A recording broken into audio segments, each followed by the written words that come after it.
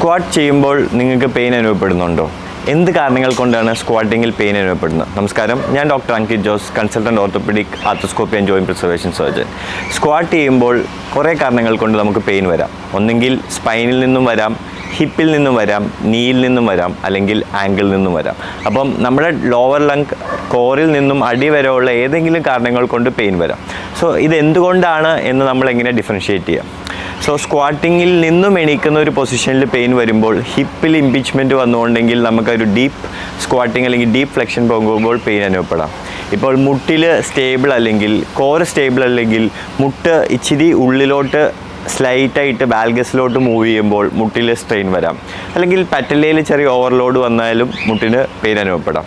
Angle, ഇപ്പോൾ ഒരു repeated twisting injury of ankle ഉണ്ടെങ്കിലും ആങ്കിളിൻ്റെ ലിഗമെൻറ്റ്സ് സ്റ്റേബിൾ അല്ലെങ്കിൽ കോർ സ്റ്റേബിൾ അല്ലെങ്കിലും നമ്മുടെ ആങ്കിൾ സ്ലൈറ്റായിട്ട് ഇൻവേർഷനിലോട്ട് പോയിട്ട് നമ്മുടെ സ്ക്വാട്ടിംഗ് പൊസിഷനോ അല്ലെങ്കിൽ ആ പോസ്ചറോ ബാഡായി മാറാം. സോ ഏതാണ് കാരണം എന്നറിയുന്നതിൽ നമ്മളൊരു ഫർദർ ക്ലിനിക്കൽ എക്സാമിനേഷനും നമ്മുടെ പേഷ്യൻ്റ് ഹിസ്റ്ററി വൈസുമാണ് നമ്മൾ എന്തുകൊണ്ടാണ് ഒരു പെർഫെക്റ്റ് അല്ലെങ്കിൽ ഒരു solid reason for causing pain squatting പൊസിഷനിൽ. For further such health tips follow me.